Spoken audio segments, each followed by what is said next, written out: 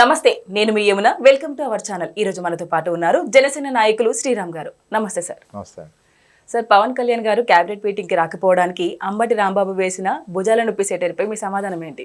ఏముందండి, నీచాతి నీచమని కామెంట్ అది. ఎందుకంటే ఏదన్నా సోషల్ మీడియాలో జనసేన యూత్ లేకపోతే వైఎస్ఆర్సీపీ యూత్ దాన్ని అనుకుంటూ మాట అనుకుంటే అది కూడా వర్స్టే, కానీ పర్లేదు. 20 years 21 yearsలో అంత వయసు ఉండి అంత సీనియారిటీ ఉండి, కాకపోతే నేను ఇంకా వైఎస్ఆర్సీపీకి నేనే పెద్ద సీనియర్ అని చెప్పి మనిషి ఎంత దారుణంగా మాట్లాడుతున్నాడంటే అంత దారుణ మాట అది. ఎందుకంటే ఆయనేమో ఆల్మోస్ట్ ఒక 10 years ఎప్పుడైతే పెయిన్ ఆయనకి గబ్బర్ సింగ్ షూటింగ్ కానీ ఎప్పటి నుంచో పెయిన్ ఉంది. దాన్ని అలా భరిస్తూ ఏదన్నా అనుకున్న అంటే ఎమర్జెన్సీ థింగ్స్ వాళ్ళ మీటింగ్స్ అలా డ్రాగ్ చేసుకుంటూ వస్తున్నారు.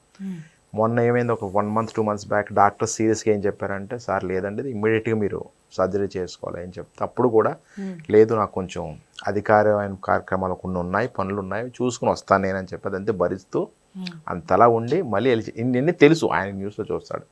వాళ్ళకి ఏంటంటే కళ్యాణ్ గారిని ఏదోటి అనాలి, కళ్యాణ్ గారిని అనకపోతే వీళ్ళని ఎవరు దేకరు. ఉపని చెప్పాను కదా, కళ్యాణ్ గారిని ఏదోటి అంటే నేనే కదా ఇప్పుడు జడశ్రావణ్ గారి అంత ముందు అనుకోవటం రావణ్ అని ఎవరు ఉన్నాడు వీళ్ళంతా. ఎందుకంటే కళ్యాణ్ గారిని అంటేనే మీడియా ఫోకస్ చేస్తుంది. అది అంబటి రామన్ ఎవరు పట్టించుకోరండి, హైలైట్ అవుతారు. So simple logic. అందుకుని వాళ్ళు ఏంటంటే అది హైలైట్ అవడం కోసం కొంత ఇంకెంత నీచం దిగజారిపోయినది ఇదే తార్కాణం అంత. ఇదే ఒక పెద్ద ఉదాహరణ ఏంటంటే ఇంకా నీచానికి దిగజారిపోయాడు అంబటి రాంబాబు. అలాగే పేర్నాని కూడా సేమ్ అంతే. మొన్న కూడా కుర్రోడు నిరంజన్ విషయంలో కూడా చాలా దారుణం కామెంట్ చేశాడు. అదో తెలంగాణ కూడా పిలిచినట్టు వెళ్ళిపోతాడు. ఎంత దారుణం అది అంటే ఇలా స్థాయికి దిగజారిపోయి నీచని కామెంట్లు చేస్తారు. ప్రజలందరూ చూస్తున్నారు.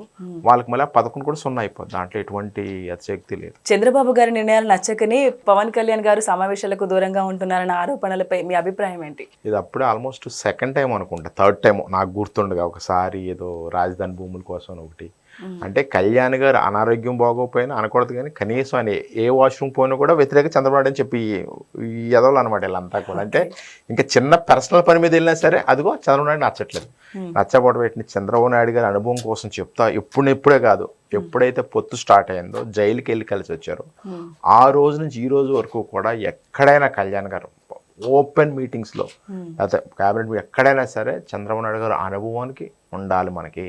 ఆయన ఏదైతేనే ఇంత నష్టాలు కూరుకుపోయిన ఆంధ్రప్రదేశ్ని అభివృద్ధి వైపు నడిపిస్తారు ఆయన నమ్మకం ఉంది. కాబట్టి ఆయనతో కూడా ఇప్పుడే కాదు, నాట్ ఓన్లీ దీస్ డేస్, వాళ్ళకి ఏంటంటే రాబోయే 15 సంవత్సరాలు కూడా కూటమి ఉంటుంది అన్నారు. సో కూటమి నడుగొట్టాలంటే ఏం చేయాలి, ఏదో పొల్ల పెట్టాలి. కాబట్టి వీళ్ళు ఏం చేస్తారు, అదిగో చంద్రబాబు వీళ్ళు క్రియేట్ చేయడానికి ట్రై చేస్తున్నారు. కానీ ప్రజలు నమ్మే పరిస్థితులు లేరండి. కళ్యాణ్ గారు నమ్మకంగా ఉన్నంత కాలం రాష్ట్రంలో జరుగుతూ ఉంటుంది. కూటమిలు చీల్చడానికి ఏ ప్రయత్నం చేసినా సరే జరగదు. దాంట్లో డౌటే లేదు.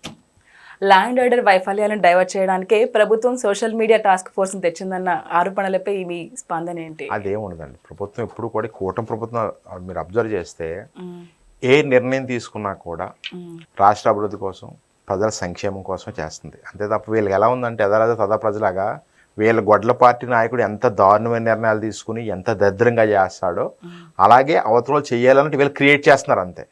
ఎక్కడా కూడా సోషల్ మీడియా టాస్క్ ఫోర్స్ కానీ ఏదైనా సరే నియంత్రణ చెయ్యాలి. ఎందుకంటే అది పరిధులు దాటిపోయి విచ్చలవిడిగా చాలా విపరీతంగా ధోరణి క్రియేట్ చేస్తుంది ప్రజల్లో. ఎంతో కొంత ఒక రెస్పెక్ట్ ఒక భయం కల్పించకపోతే కనుక ప్రజల మీద రెస్పెక్ట్ ఉండాలి, నాయకుల మీద ఎంతో కొంత రెస్పెక్ట్ ఉండాలి.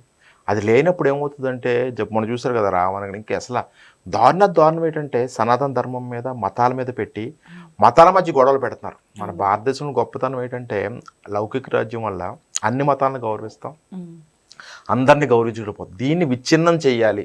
ఓ 20 years బ్యాక్ ఇప్పుడు ఎంత తేడా చూడండి. అసలు అప్పుడు ఏమైనా ఇలాంటి ఉండియా మతాలు కూడా కానీ సనాతన ధర్మం మీద ఏం ఉండి కాదు. కానీ ఇప్పుడు ఎంత దారుణంగా ఉంది. ఎవడో స్టేజ్ ఎక్కుతాడు, ఏదో మాట్లాడేస్తాడు.